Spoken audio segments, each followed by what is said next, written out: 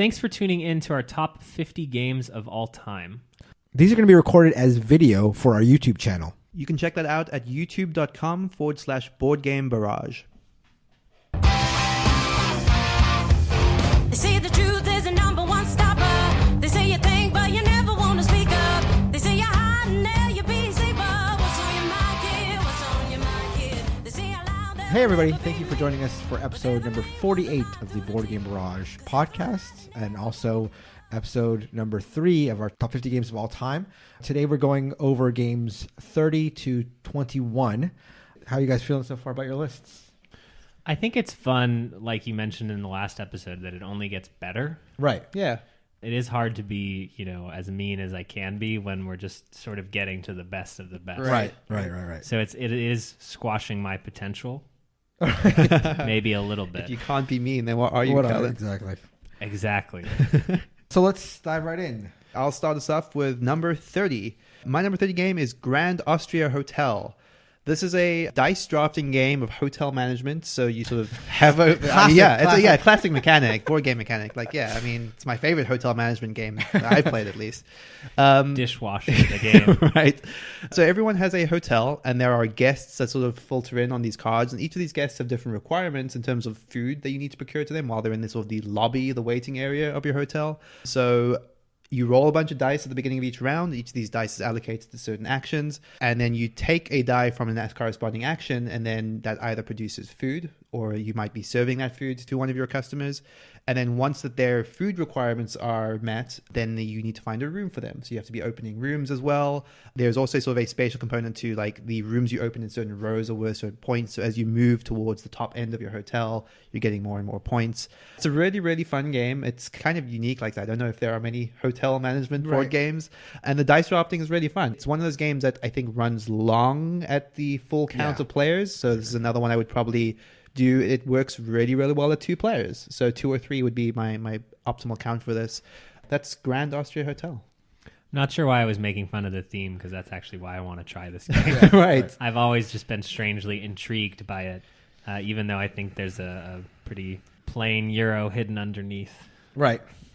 My number 30th best game of all time is Startups.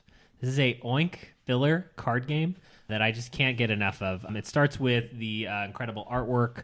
I won't even begin to describe it because I wouldn't know what style it is, but there's sort of a couple of different companies, Octo Coffee, Bow Wow Games, and they're basically different startup corporations that you're investing in.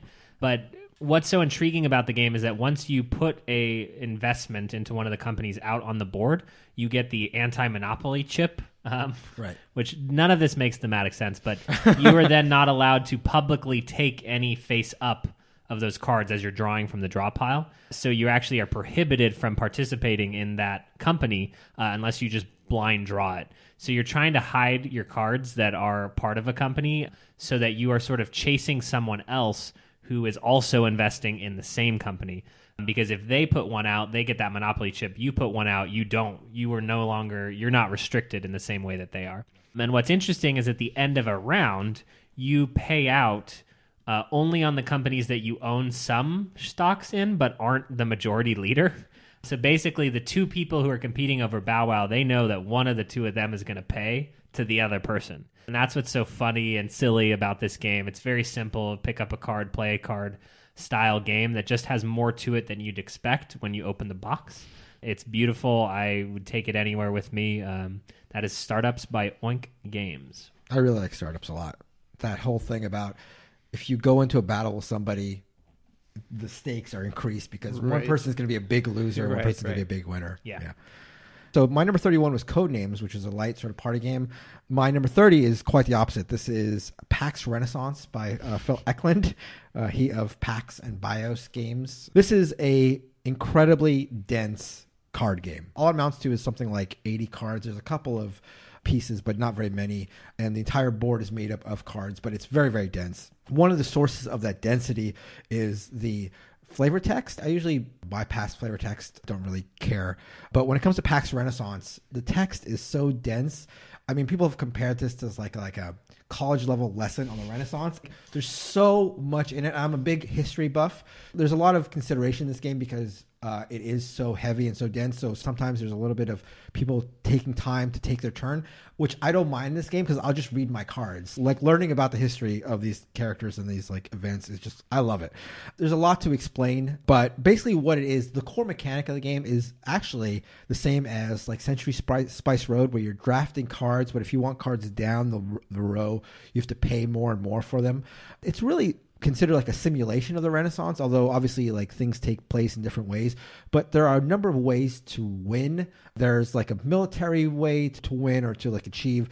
There's economic, there's like even religious and trade. There's just a lot going on, and it just feels so epic. It feels like you are a big family in the Renaissance. You're marrying people to gain alliances, you're building trade routes, you're like religions are coming into strength and out of favor. It's just so deep and rich, and I guess rich is a big word. Just again, how much, and these are standard cards, how much is on there is fantastic. And actually, you know, there's a lot to it in terms of strategy, but really the way the game plays is much more straightforward than it might sound. You're only taking 2 actions every turn, and the actions are pretty straightforward.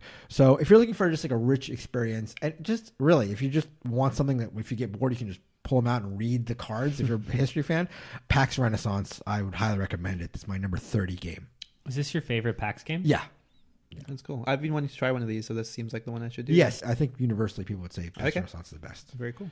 My number 29 game is Azul. Azul, I think, took the world by storm a little bit. It's been doing extremely well for Plan B. This is a game of drafting mosaic tiles to sort of create a grid on your board that will score points based on how many tiles you place in a corresponding row or column.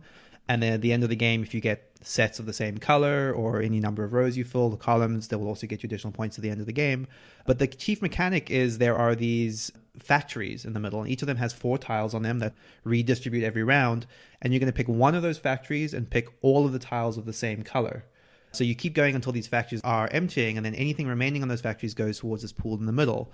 So every round plays out until every single tile is drawn, and you're always taking every tile of that color from that pool. So you can get to a point towards the end of a round where you're forced to take 6 tiles of a color, but you're limited in the places you can play them. So you might end up with negative points if they spill over to sort of like the negative pool. There's this element of sort of like playing the table and sort of trying to figure out, if I take this now, am I going to be the one that will have to take the bad pool at the end? Right. Picking something before someone else gets it, or very cursorily glancing at someone else's board. They desperately need this specific color, so I want to make sure that they don't get it or get too many of it. It's a pretty interactive for what is a tile puzzle game, effectively. Yeah, abstract. Yeah, a pretty abstract game, exactly. I really like Azul. I think maybe sort of my impressions of it were extremely strong initially and are sort of maybe waning a little bit, but it's still it's a really strong game that I would recommend. It's easy to teach and explain. The scoring is maybe a little fiddly, but it's good. As I'm saying this, I'm sort of reconsidering it, but for some reason it feels like next to Codenames, the most universally classic feeling game. I don't know if that's correct or not. I just feel like it's a game you can pull out with most people. And yeah, I could certainly see myself taking this one to the families to play. Like it's maybe it's so beautiful. Yeah. Oh man. Yeah. These tiles are these little thick plastic tiles. Yeah. Like if you imagine like sort of Scrabble tile dimensions, but like thick and glossy, and they're it's such a cool looking production. Yeah.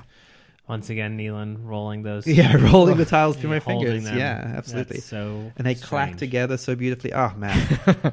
Azul. That's my number 29. My number 29 best game of all time is Imperial 2030. This is a big one. Who designed this? Mac Gertz. Mac Gertz. So there's a rondelle in it. Yeah. That much I know. I can make a rondelle joke. But Imperial 2030 is sort of my Risk replacement in my mind. But what's so cool about Imperial 2030 is that you only control a country/company until you don't. When you start a game of Imperial 2030, you're thinking in terms of, okay, this is my country, this is my position, and you can lose ownership of that country entirely, and then it gets sent into the ground. So you're actually playing an investor who is sort of just trying to make the most money amidst war. It's a very cynical, very, very cynical outlook, but you essentially can occasionally have multiple countries, and then you're deliberately just using one to sort of pump money into your other country, but at no point do you care about the people that are involved in these massive, huge wars on the board. Extremely interactive. We've had a ton of fun playing this one, and one that I don't play enough but need to play more because there's a lot of depth to it. Really, really cool game. I love it. Yeah, I would love to do this again. Yeah, It was, for it was sure. Great. Very unique. That's Imperial 2030. There is also a different themed non-2030 version. I'm not sure when it's set in the past, but maybe Mark would I prefer think that. it's like a.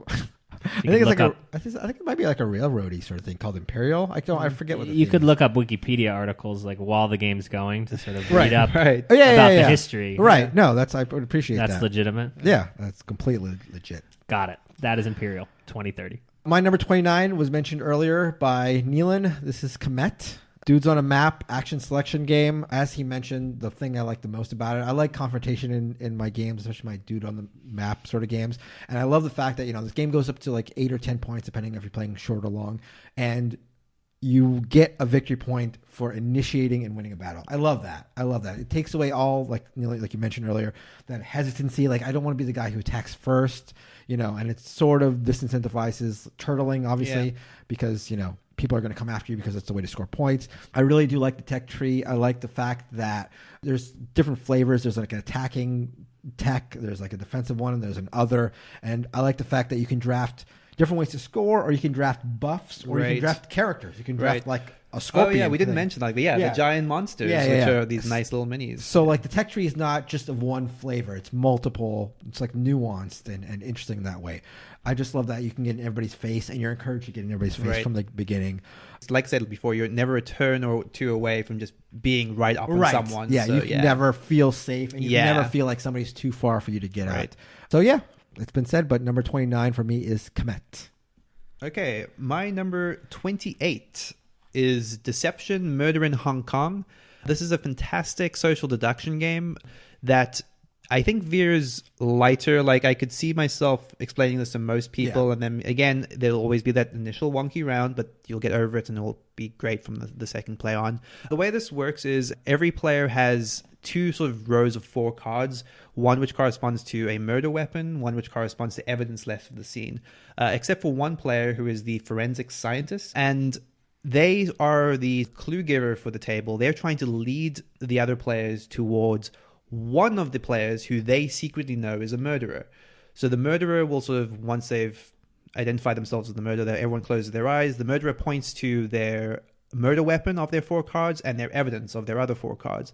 The forensic scientist knows this and is then trying to lead the other players to those 2 cards by these clue cards. So it might be, what is the time of day? What is the location? What was sort of the atmosphere at the time? Were there any witnesses? That sort of thing.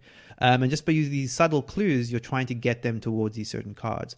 The murderer is participating in all the discussion and obviously trying to lead people astray, saying, oh, it's not me, it's Mark. I mean, he's clearly trying to tell us it's the scissors and the poison. Right. And yeah. It's a game that sort of revolves around pure discussion and trying to rally people to your way of thinking, Right. trying to convince people that you're not the murderer. And it gets especially good when you layer in some of these roles like someone that might be helping out the murderer. So you suddenly have 2 people that are like pushing for something specific and you don't exactly know why because it doesn't quite make sense, but they're vehemently arguing that it does make sense.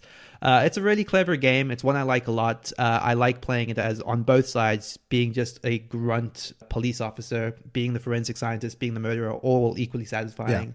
It's really, really good. That's Deception, Murder in Hong Kong. I've actually had a lot of success teaching this to non-gamers. Oh, cool. And yeah, we always run it back and have a good time. The one issue I sort of have with this and what reason it dropped a little bit on my list is I feel like, when the murderer is selecting his weapon and clue, it really, even if he's trying to be as opaque as possible, it really only comes down to generally like 2 or 3 possibilities. Actual on the table. options, And so yeah. it gets like the choice of who the murderer are, it gets like thinned down quite early, and it's like It feels like sometimes you can just wholesale rule out some Right, players yeah, like exactly. almost immediately. Right, Yeah, right. that's fair. yeah. But yeah, great game for sure, definitely. My number 28 best game of all time is a fake artist goes to New York. Yeah. This is essentially almost a parlor game, activity. This is another Oink game, so I have Oink games on the mind for this episode. But in this game, everyone knows a word, but one player. That word could be shark or swimming pool or any number of things. And then every player is passing around a pad of paper, and they can only add 1 line to the drawing. So you put your pencil down, you draw, and then you lift up. and that gets passed around the table 2 times. So the funny part about this is one player doesn't know that they're trying to draw a swimming pool, and then everyone else is trying to figure out who doesn't know. So everyone has a different color pencil, or depending on the version of the game you get, there's a couple different variations of this. And then you're sitting there analyzing after the round, and everyone is trying to figure out who the fake artist is. This is hysterical because the first few rounds with a new group, everyone will be way too obvious about what they're drawing with one line, and then the fake artist will get away with it. But as the game goes on, people start getting sillier and sillier with what they're drawing to try to distract the fake artist. So their drawing just needs to be just good enough to convince the others, like, I clearly knew what I was doing. Look at that squiggly squoggle, Right. And so once again, it devolves into a shouting match where everyone is sort of trying to prove that they aren't the bad guy. Super simple. Love A Fake Artist Goes to New York. Have never had a bad time playing this. Yeah, I love Fake Artist for sure. It's one of my favorites especially of the Oink games. But yeah, again, another game that you can bring to a party and always. Yeah. All right, my number 28 gets a lot of grief.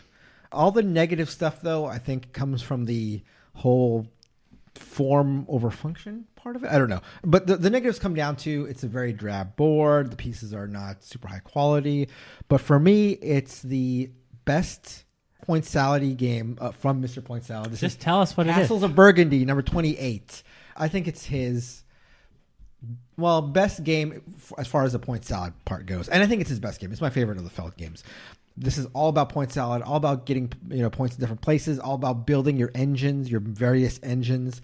It's a very simple game in terms of the way you play. Basically, you're rolling 2 dice the same way you do in Oracles of Delphi, and you can take actions based on the dice you roll. There's a way to mitigate it, same as Oracle of Delphi. It's got everything you sort of want from a Feldian game. The set collection, a bunch of different ways to score points. Yes, the board is drab. It's like various shades of brown. You might get a green sprinkled in if you're lucky. But yeah, I just think if you're looking for the prototypical point salad, the prototypical Feld, you go Castles of Burgundy. And it's ridiculous. It's like less than $25 on Amazon. It's hard to pass up if you're looking for that. I don't know why exactly. It just didn't do anything for me the couple of times I played it. On paper, it feels like it would be a game I would like, and I feel like a lot of people have recommended to me as a game I would like. I even get that the aesthetic part alone is enough to turn people off. I don't think it was that. Yeah. I mean, that's certainly part of it. Right. It's not a good looking game, but I don't think that would have been enough. Yeah. Is this the one where everyone has a different numbered board that they're working off of, or is everyone using the same number in each game? You can use different boards. You can use the same board, or you can use different boards. Yeah. What's the most common way to play? Yeah, I think probably different. Like gamers will probably play like the asymmetrical boards.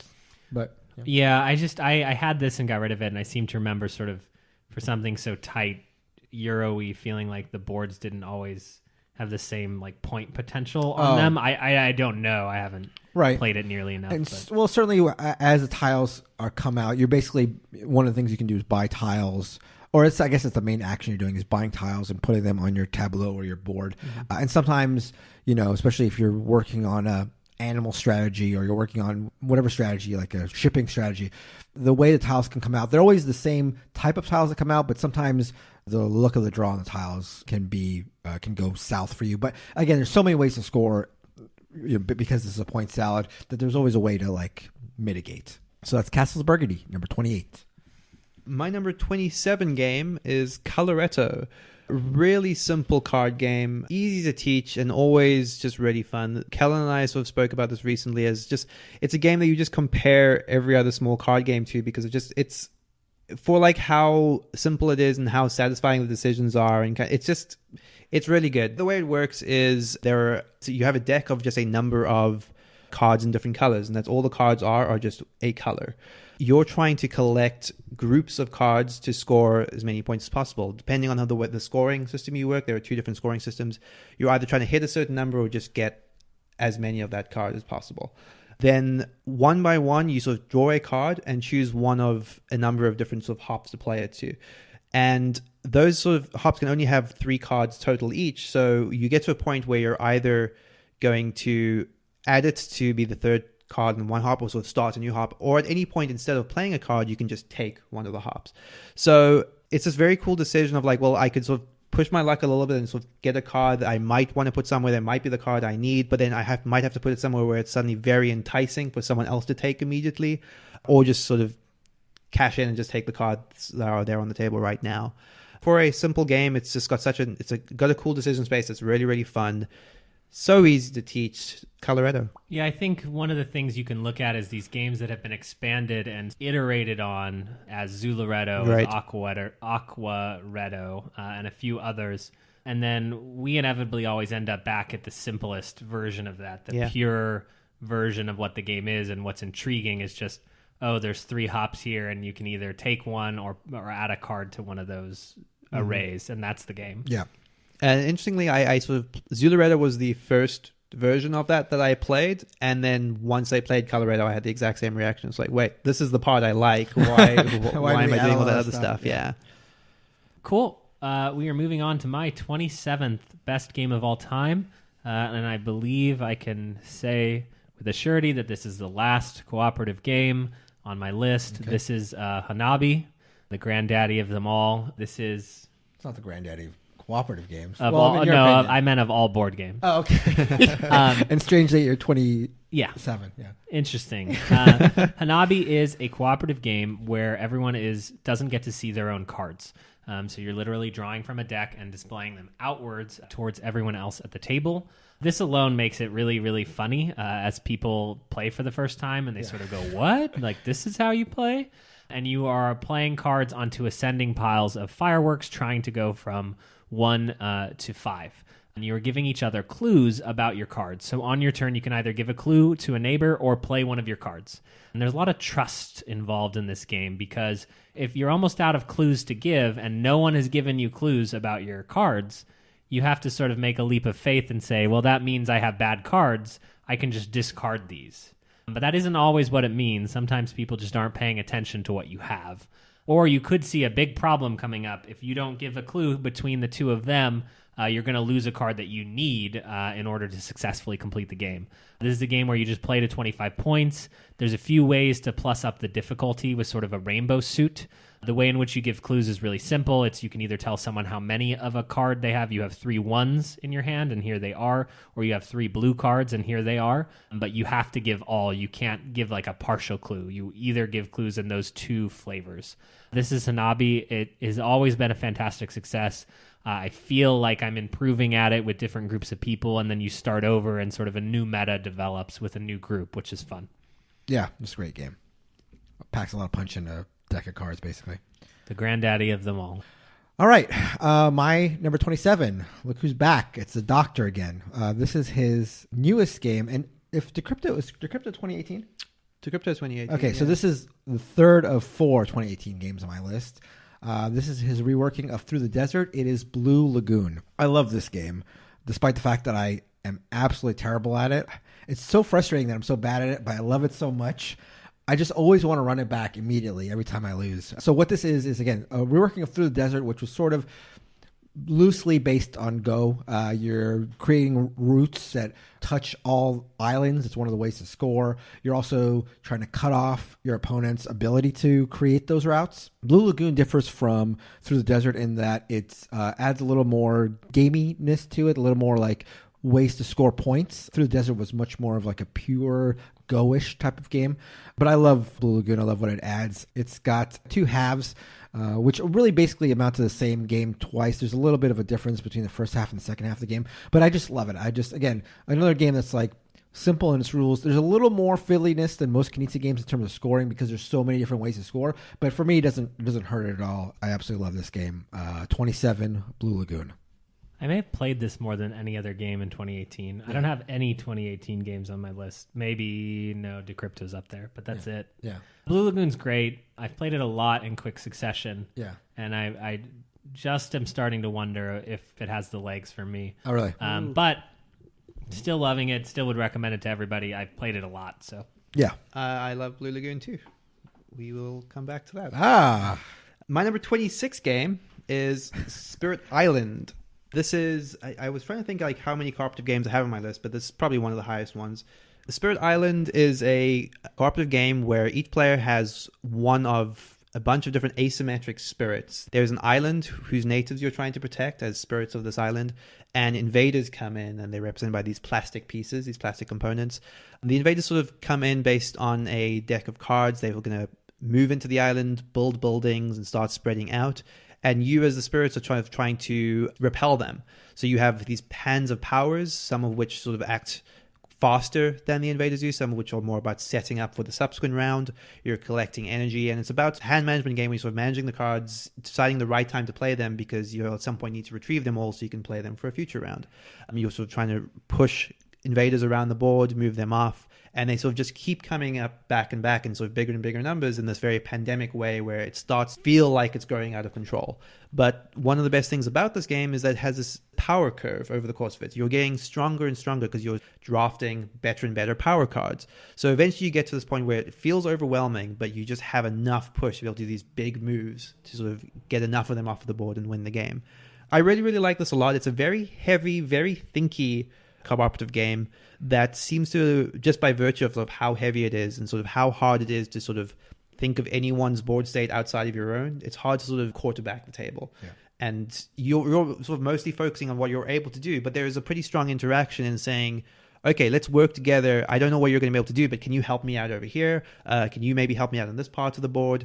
It's really, really cool, really satisfying, and I've had a lot of really good games with this.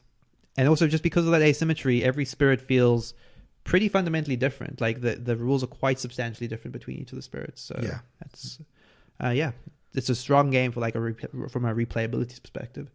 Yeah, I love the asymmetry. It is great. One of the biggest problems for me when it comes to co-ops is that it's a quarterbacking thing. You feel like basically one person or two people are really playing the game. A lot of people are just bystanders, but this does a good job of mitigating that for sure. I don't co-op, but I really understand why people like this. And if I was looking for mid to heavyweight co-op experiences, this is definitely like a premier title that you should consider. Right.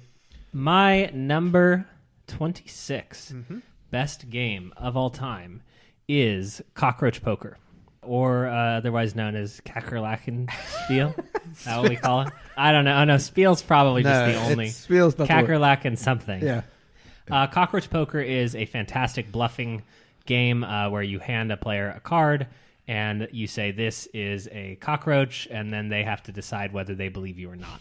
That is essentially the whole game. Only one player loses. But what's funny is you can then hand that card to another player. So this is a spider, Mark. Mark says, I believe you, picks it up. I would never say that, by the way. And then hands it to Neilan and says, Kalen's a filthy liar. It's a stink bug. And then as that passes around, you kind of get a vibe for who's lying and who's not lying. And you kind of use the players as well to know, well, Christina doesn't usually lie. And you're trying to discern who is good at lying and who is not. What I love about the game, too, is that there's only one loser. So essentially, once you draw a card that you know will be bad for Mark, it's sort of a mission to how to get that card to Mark. Yeah. So you don't want to pass it to him first because then he can just get rid of it. It needs to go to Mark last. Yeah. And then he needs to hear a bunch of stuff about how it's not what he thinks it is. And then he's going to get got. And that is Cockroach Poker. Very fun. And this one, the game that it's always compared to is Skull. And over the years, I now firmly prefer Cockroach Poker over Skull, personally. I forget, are all the suits in this game bugs? Yes. And one of the suits is a spider. Wait, no. Wait a second. I take that. Nope. You just said that a spider's a bug. Next game on the list, my number 26. There are two trunks to the to train games, two sort of main ways you can go, 18xx or Steam. This is my number 26, Age of Steam, designed by Martin Wallace. So there are a lot of reasons I love Age of Steam or Steam games. The tightness of, it's a very confrontational, at least the vanilla Steam is very confrontational. The board is very tight. What sets Steam train games apart from 18xx is there's less of a stock market part of it. So Steam is more about building the routes, and there's also a pick up and deliver aspect to Steam games that you don't find in 18xx games. Another thing I really like about Age of Steam is the number of boards. There are hundreds of different types of boards.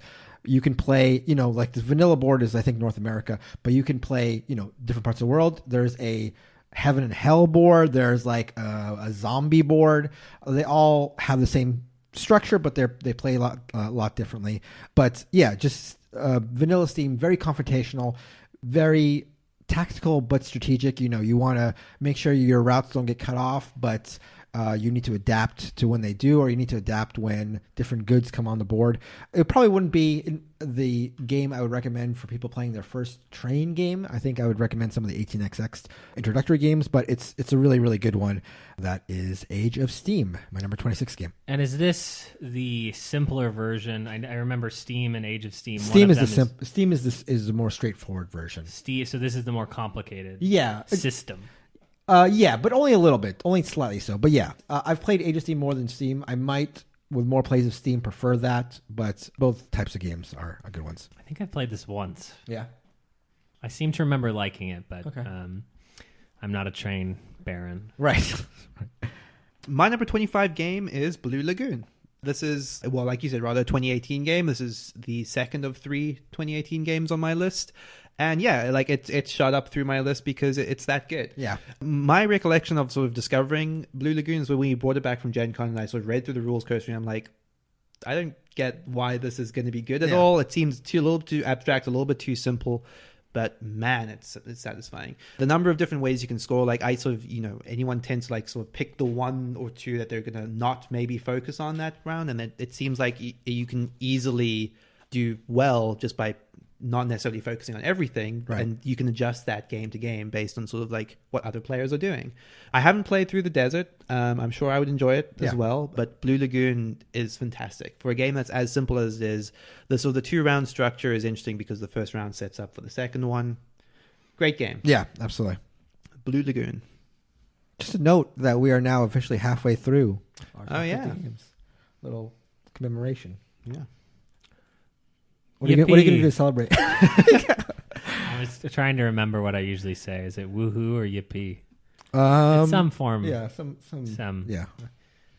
All right, jumping into my 25th best game of all time. This is a second edition of a game, and there is a first edition of the game that many people prefer, but I have not played. And this is a Martin Wallace game.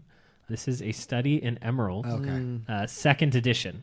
This is a deck building, hidden teams, Cthulhu game. I hate Cthulhu. I could not care any less about Cthulhu. I think there might be one or two themes that I dislike more, but barely. In this game, there are two teams, and those two teams, you don't know who they are. They could be 2v1. It could be 1v2. It's better to play where it could be 2v3 or 3v3. But as you're taking actions on the board, you're either trying to help Cthulhu or not. I don't even understand the mythos, to be honest with you. Either you like Cthulhu or you want him dead. Those are the only two things I know. And as you score points for doing actions on the board, your player piece moves up, even if you're on the other team. So people don't know, even if you do something that's bad for Cthulhu and you're on Cthulhu's team, you move up in points. And then at the end of the game, those points are taken away from you. So there's a lot of paranoia about the points that people are earning because they could be just sort of putting on a show for you to try to hide who they are. You never want your teammate to be too far behind you in points. So there's just a lot of hidden information, hidden objectives. The deck building in this game is not great, I would say. You're sort of moving around locations in London, I believe. And I think this is based off one specific story. And the first edition of A Study in Emerald is much more complicated, which I do not think would benefit the game, but maybe for those who love Cthulhu. I'm always on the lookout for games that deliver a unique experience that you can't get somewhere else. And A Study in Emerald feels like nothing else. I really need to play this. I really.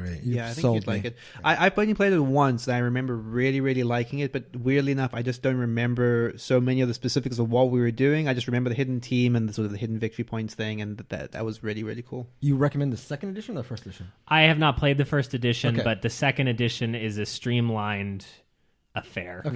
Okay. Yeah. Great. But you're only going to play it with me, right? Sure. So you wouldn't. As long as there's no party boats in my future, we're all set. Good. My number 25, I know came out in 2017 because it was the Board Game Barrage Game of 2017.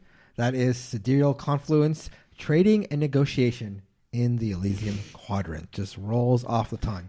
This is, as the title indicates so poorly, I guess, a trading and negotiation game, but also with a very Euro aspect to it. There is tons of cubes, and you are definitely pushing cubes, not for area control or anything like that, but for resource conversion. The part that I love about this game is how much trading is encouraged. You play one of a number of asymmetric races. Again, asymmetry shows up a lot on my list. And you have different powers generally, but one of the things that also differentiates you from the other races is the resources that you create versus the resources you need. You generally have an abundance in one resource, but you need one that you don't create. And so that's where the trading is encouraged, because it's the same for everybody at the table. They have a resource that they don't need and resources they do need. And it just, this game, I feel like one of the biggest problems with negotiation games is you always feel like you're being hurt, or you always feel like you could maximize things a little bit more. And with Sidereal Confluence, the trading is so free and encouraged and vital to the game that there's trading happening all the time. A lot of times you feel like you're getting a little bit less than you need, but the thing is, generally for resources that you have no use for, like you're just pumping out brown cubes, which is great because you can trade them away, but you otherwise have no reason to have them, so you might as well trade them for something. That's, I think, the core of this game and the thing I like so much about it. It's also great that it plays up to 7 players. We just had a 7-player game because the action is simultaneous. It's a constant trading thing.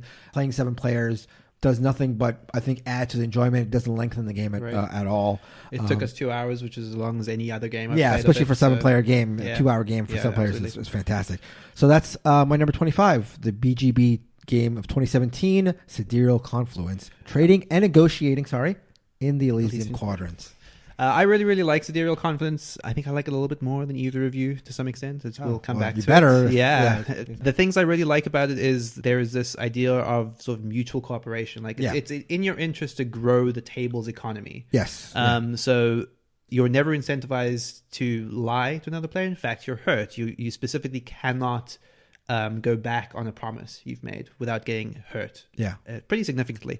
It ends up becoming it feels a little bit, maybe a bit friendlier than your average sort of trading game. For sure. Yeah. And I never considered that. That's true, because you want, if you need white cubes, for example, you want the white cube player to produce more white cubes. That's interesting. I never considered that. Yeah, it's definitely feels like you want more of everything at the table, because also then you need to help the person that's producing white cubes by helping the person that's providing them the things they need. You know what I mean? So it's just this big, everything is just blossoming and growing as the game progresses. Very cool game. I love that you can trade part of your engine to another player for a turn. So it's sort of like, hey, I'm not going to use this, but I'll trade you like part of my spaceship, but you have to give it back next round in exchange for like 2 brown cubes. Something so silly about that. That's great. Yeah. Sorry. Sorry, no, it's okay. My number 20. That was, I assumed, that was the mix-up. I assumed that was Neilan just gushing over there about his game. My number 24 is Alhambra.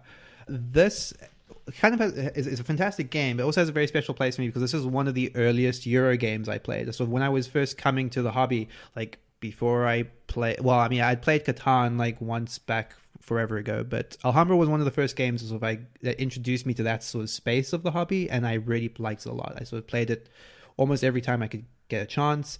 The way that this works is there are tiles that of different sort of suits, different colors of specific value, and they get allocated to one of 4 market slots of 4 different currency colors. You're collecting cards of specific currencies, and then on your turn you're either collecting cards to sort of add to your hand of currency or spending them to buy one of those tiles. You then lay out those tiles sort of in your city, your Alhambra, and you're trying to get groups of tiles. There are also certain reasons you might want to, depending on the expansions and variants you're playing with, the arrangement of these might become significant. You're trying to connect walls and sort of routes so that they line up. There's like a tile laying spatial component to this, and there's just end up being multiple different considerations so that you have more of a specific color of suit than other players at the table. So there are 3 scoring rounds in the game that are sort of semi-randomly determined, and it's a really satisfying game that I I keep coming back to. I played it again recently a couple of times. It's still as satisfying as it's always been. It's a really, really cool game that has a ton of expansions that sort of add on little variants and little sort of rules to it. One of my favorite things about Alhambra is an unofficial variant that we play called Speed Alhambra. Have you played this? I have played it once, yeah. So our friend Dan invented this variant where you don't lay out your tiles as you get them. You just accumulate them, and then you have a time phase where you're forced to lay them all out in quick succession. That's not really my preferred way to play the game, but it's just a fun little twist in it that it tends to be the way we play it a lot these days. That's very cool. That's Alhambra. I love Alhambra. I love vanilla Alhambra. Yeah. There's some friends of mine who were not gamers, and I try to start getting them into the hobby. And I remember very vividly introducing them to Alhambra. It was the first really Euro game that we played, straight Euro game. And again, some of them who went on to be more into gamers, I remember that being a turning point where they're like, "Wow, this is really nice, really smooth and elegant, and really well designed." I love this game. I'm actually kind of shocked that you guys both like this so much. Oh, really? This feels like one of the old Euro ugly games that has been replaced 100 times over, and all the expansions is the worst way to make expansions where it's you can use 7 of 20 modules. To be honest, I just love vanilla. Even just the base game, yeah. I'd love to play it again. I've only played it maybe 2 or 3 times. I'm curious, what would you consider the best replacement? I mean, Okay. like I said, I played it 8 or 9 years ago. But that was my number 24, Alhambra. My number 24 has been sort of mentioned earlier. This is Insider.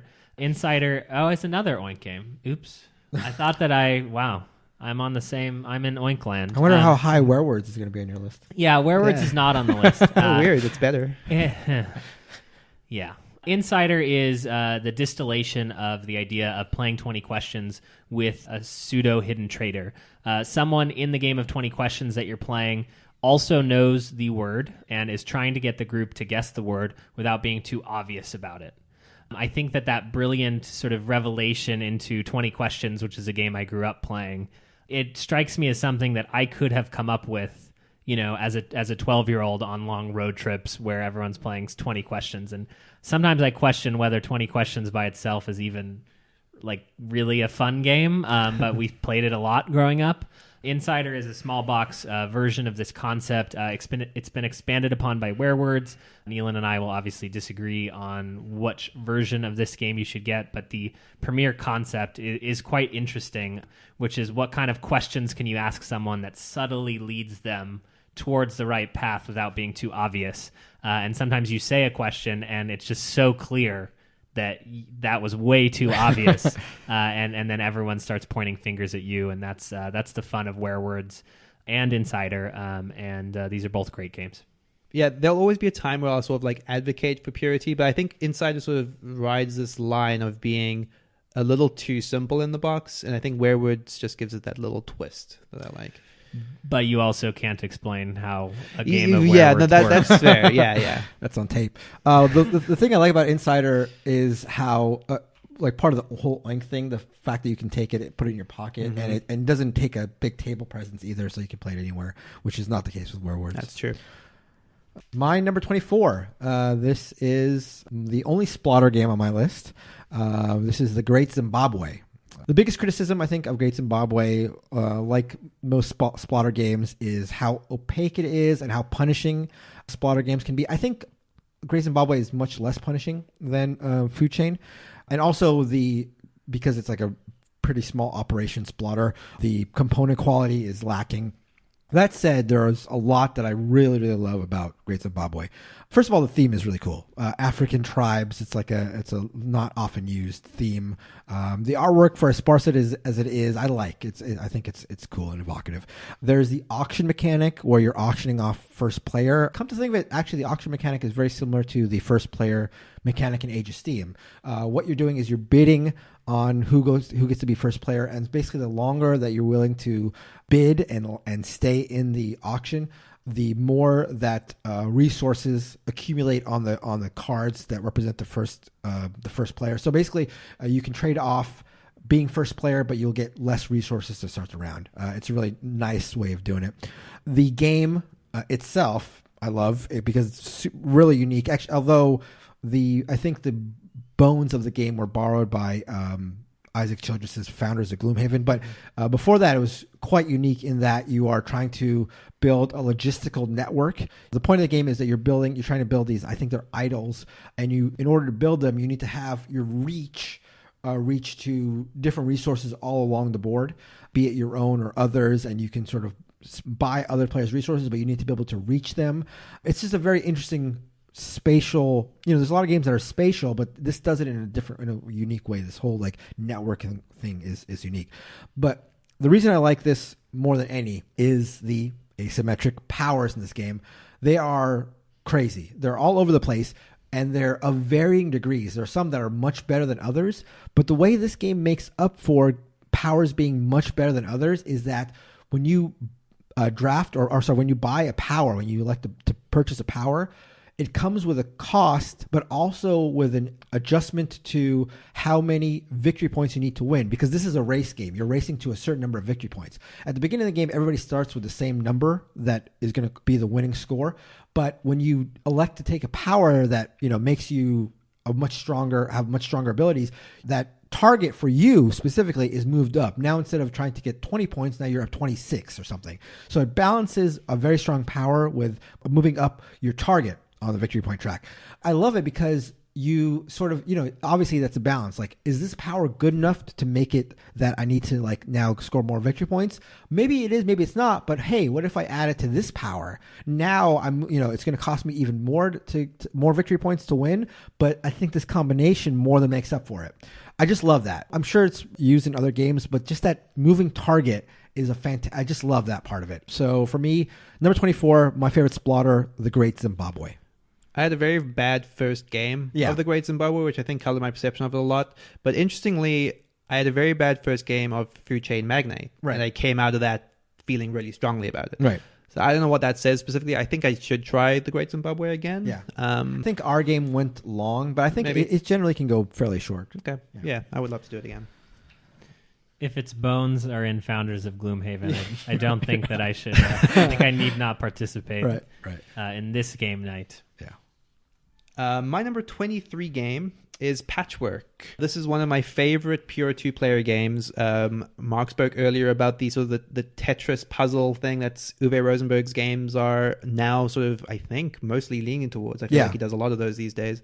Patchwork is is this the first one that they use that component? Right? In fact, Patchwork came out of him designing Feast for Odin. So he was designing Feast for Odin, and he had this whole thing, this Tetris thing, and he decided to just make a game. That's very cool. Yeah. So Patchwork, you just have a sort of a circle of Tetris puzzle pieces, as it were, and each of them costs 2 different resources, of buttons which you're collecting over the course, and time. So your time track is sort of slowly whittling down until the end of the game.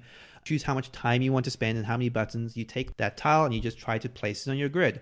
You're trying to create for one thing, a 7x7 grid to get bonus points at some point. The first person to do that gets some bonus points. And also any sort of spots uncovered are, like in Feast for Odin, negative points at the end of the game. So you're just trying to cover as much of your board as possible before both players run out of time. The time and button economy is quite good for a game this simple. And the puzzle component is just so satisfying to me, at least. Like, if you like Tetris and those sort of style of games, it is just something so satisfying about filling that sort of spot perfectly on your board. It's a very, very simple game. It's a game I've had a lot of success teaching anyone basically how to play. It's probably, I'm trying to think, maybe my favorite two-player game that's purely two players. That is Patchwork. Yeah, just for me, the two-player thing always is like a negative, but otherwise. Yeah, I obviously that makes it limited. And actually, interestingly, like I think his later evolutions of this, like Cottage Garden, expand the game, make it slightly heavier, and take it to 4 players. Yeah. But you lose the purity. Yeah, even having played Cottage Garden, I think the purity of Patchwork exactly keeps pulling me back. I'd rather play with bears in parks than. Yeah, that quilting. was funny. I thought about Bear and Park, but it didn't make my list. Like, Patchwork is I don't like the button economy part of it. I like the fitting the piece on the board, but sort of math solving the other part of it is dull for me. Or in comparison. Yeah. My number 23 is a game that has already been mentioned. That game is Splendor.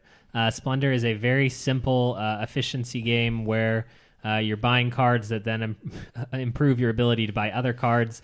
The theme makes no sense. You have really cool poker chips. If I'm waiting around with a group of Euro-minded players looking for something to do until something else happens, Splendor will always be the game that I go to. There are other games like Century Spice Road that sort of came in to claim this throne. They did not. They're not as good. Splendor is fantastic for what it is, but it is relatively themeless and sort of, you know what you're getting into when you play Splendor, but it's just always fun. I've never had a bad game of Splendor. Splendor's a great game. Obviously, yeah, definitely. Okay, for my number 23, this is by Reiner, but not Knizia. This is Reiner Stockhausen. It's mentioned earlier. Have you been planning this joke? I just come up with Is it in your notes? I'm filled. It's written out, not by... Yeah, this time. Okay, got it. But, so this is mentioned earlier. This is Orléans. Bag builder. Neilan spoke about it, so I won't talk too much about it. We do generally, I think, like pure forms of games, and you know, we like that games when they're like in their vanilla, their base being their ideal situation. And vanilla Orléans is fine, but I do love the expansions and how crazy they are. Like when I heard there was a expansion that made Orléans co-op, it was crazy to me, but it works. And the trade and intrigue with the new main board, I think is fantastic, and the buildings that it offers and the other ways to play is fantastic. But yeah, this is my favorite bag builder. The same Ryan Stockhausen also did Altiplano. I thought that went a little too long, although I like some parts of it. But no, yeah, 23 for me, Orléans. My number 22 game is one we've already spoken about, is Reiner Knizia, Taj Mahal. I love Taj Mahal. Like again, like I remember back to when I was first getting into Eurogames, and Taj Mahal, I think very early on, was one I would have called my favorite Eurogame at that point in time. At least it really connects to me really quickly. I loved how how interactive it felt, and sort of how relatively simple it is, but sort of how complex the decisions are, and sort of also just how, again, this is going to be maybe a recurring theme, how bad sometimes it feels when you're sort of close to a thing and you maybe come away from a round with nothing. It can be harsh at times, but it's a really, really satisfying game. I think we covered Taj Mahal pretty comprehensively on the previous episodes. I won't say too much more about it, except to say, again, it's just been reprinted, and that new version looks fantastic. Yeah. So yeah, if you're looking for a Reiner Knizia game that's very well regarded and readily available right now, Taj Mahal. All right. My number 22 best game of all time is Decrypto. Decrypto is a fantastic word game. We have gone over it. It doesn't feel like Codenames, but it fits into the same genre, but it's a little bit more advanced. It is really hard to teach people. I now am sort of pseudo-famous for just basically refusing to teach it, and or just saying we're going to play a round and you'll understand how to play by the end of the round. Players will be like, but no, explain this, and I won't do it at all. But it's super fun. It makes you think in a different way than any other word game to this point has for me, and it spreads out who's the leader of a round. So in Codenames, you're sort of the guy on the hot seat while the rest of your team, so you can sort of lead them to destruction. If you're bad, your team will lose. Whereas in Decrypto, it's a little bit more spread out, that the whole team is sort of working together, and it changes who's giving the clues each round, which is something that I like about Decrypto. It's great. And that's our first triple crossover, is that right? Maybe, yeah, I think so. Triple crossover. I don't know. Is that like a high five, or sort of? Is it under the table? We sort of. Well, we're doing a lot of stuff on the table. Yeah. Let's not mention that. My number 22 is the last co-op game on my list. My favorite co-op game of all time. This is by Nikki Valens. It is Mansions of Madness 2nd Edition. I like Kalen, although not as vehemently as Kalen. I'm not a really big fan of the Cthulhu, Eldritch Horror, Arkham Horror thing. It's fine, but it doesn't really do anything. It's too much for me.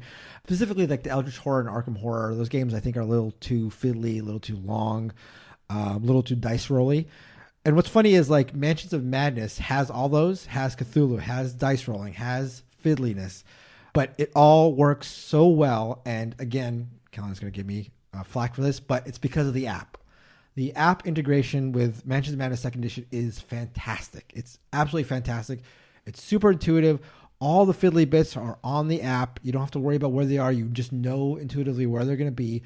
The narration is even great. The stories in this game are great. Another hallmark of the horror games that is in this game that I just love is the whole idea of insanity. So your character can die in one of two ways. They can die because they've been hit and they lose their hit points, or they can go insane if they lose too much mental sanity, which is again in a lot of Cthulhu games.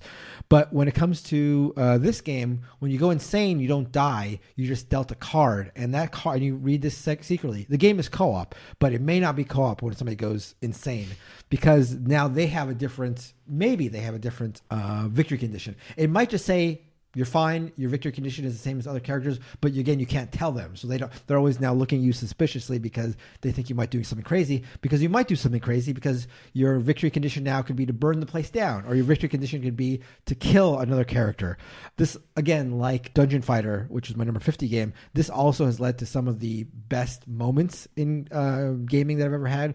I was playing a game where it was a struggle the entire game.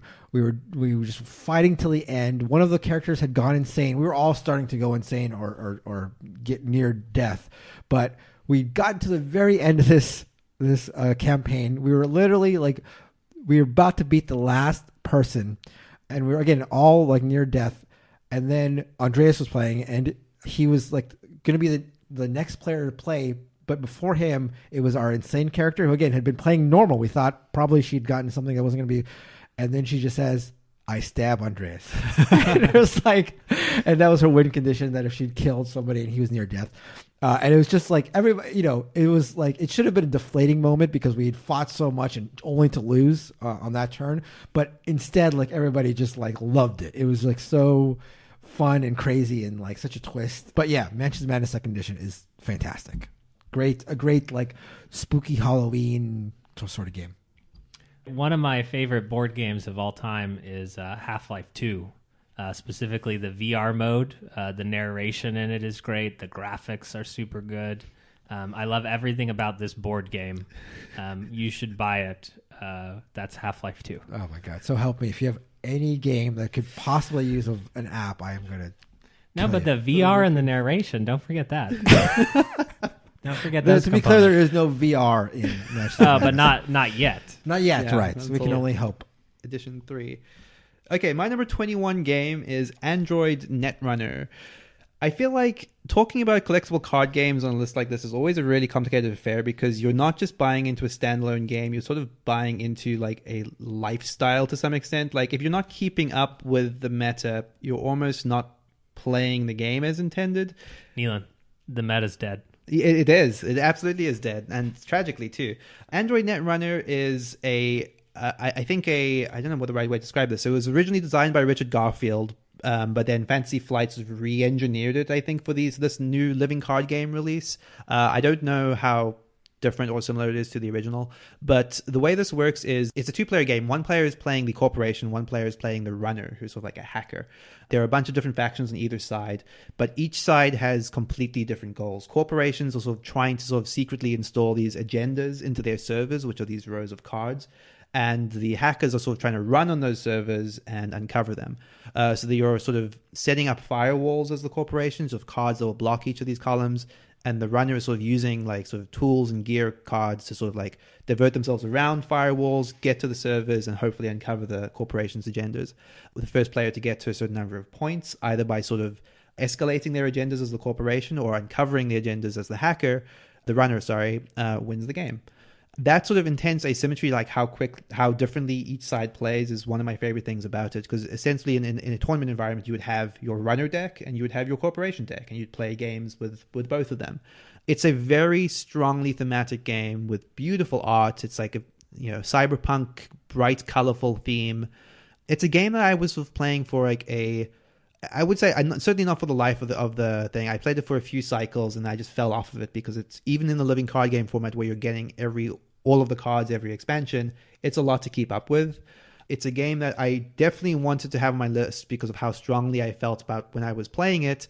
I wish it was still around. I know they just released a new core right before they killed the game entirely, so that feels tragic. I hope it comes back in some form.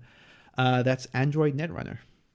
This is one that I always sort of wish I played because it sounds really interesting and it sounds very rich. Yeah. But that whole needing to keep up is Yeah.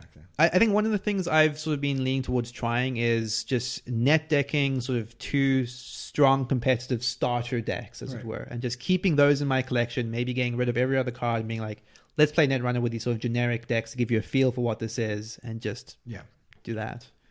And just so you know, the pedigree of this game is Richard Garfield, who's famous for having designed Keyforge. So that is something to be really excited about. That's a good one. Not as good as my Reiner joke, but hey. Well, I also didn't write it before I came here. Well, that's preparation. The audience, both studio and appreciate preparation. My number 21 best game of all time is a Karl Chudiak design. This is Glory to Rome. Okay. My number 21 game of all time is a Karl Chudiak design. It is Glory to Whoa. Rome. Look at that. We can put aside our differences and talk about Glory to Rome. Well, you have bullet points. Of course. I got bullet points for everything. You want bullet points? I got bullet points. Glory to Rome is a fantastic multi-use card game. I agree. Oh, geez.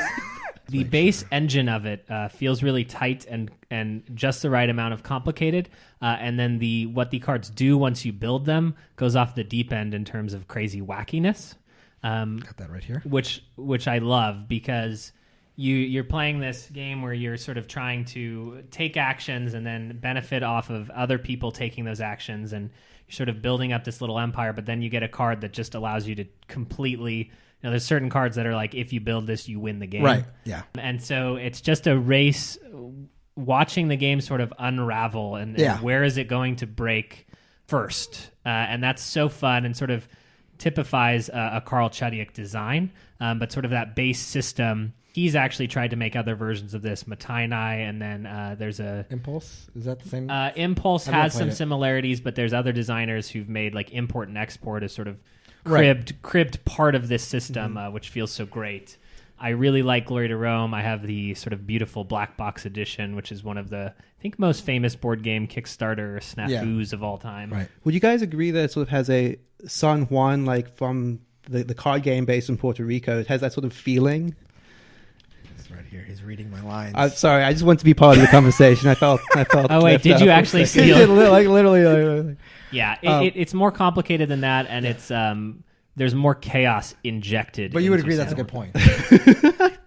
I would agree that you have a good bullet point there. Yeah, I actually haven't played Glory to Rome. I really want to. I played Matainai, which is, I believe, similar. Yeah, but everyone says Glory to Rome is better. Matainai in comparison is shorter, perhaps more refined, and also just substantially more complicated because the theme doesn't make sense. Yeah. Right. Where Glory to Rome, it's like, okay, you're building a stone building, get some stone, and in Matainai, I don't know what the hell you're doing. Opening a shop or whatever. I really like what you're talking about, the game-breaking cards. I love when you get one of those game-breaking cards and you suddenly think to yourself, like, how can I get this on the table? You know, like start like moving your entire strategy to like this one game-breaking situation. I echo what Kalen said. He hit everything on my bullets list. So Glory to Rome is my number 21 as well. I couldn't agree more. So that is going to do it for our lists, and that's going to do it for this episode. Thanks for tuning in, whether you were on YouTube or listening to the podcast. We are going to come back next week with our 20 to 11. If you're listening to us on the podcast, why not go on YouTube and check out the video version, and you can see this back and forth in true color. Yeah.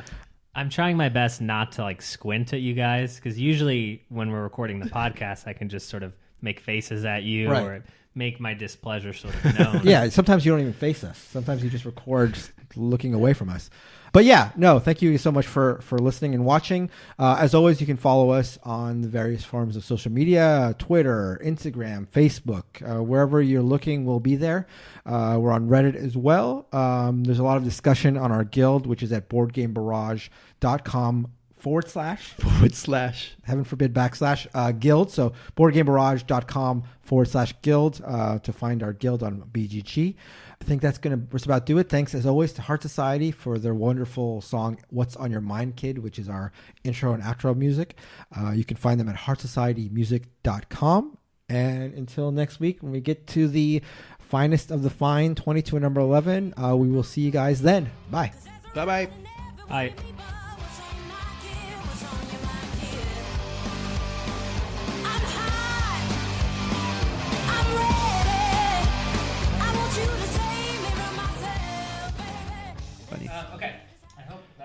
Is that one on the left? Did that shift? That looks precarious. Yeah, it does look precarious. Oh god.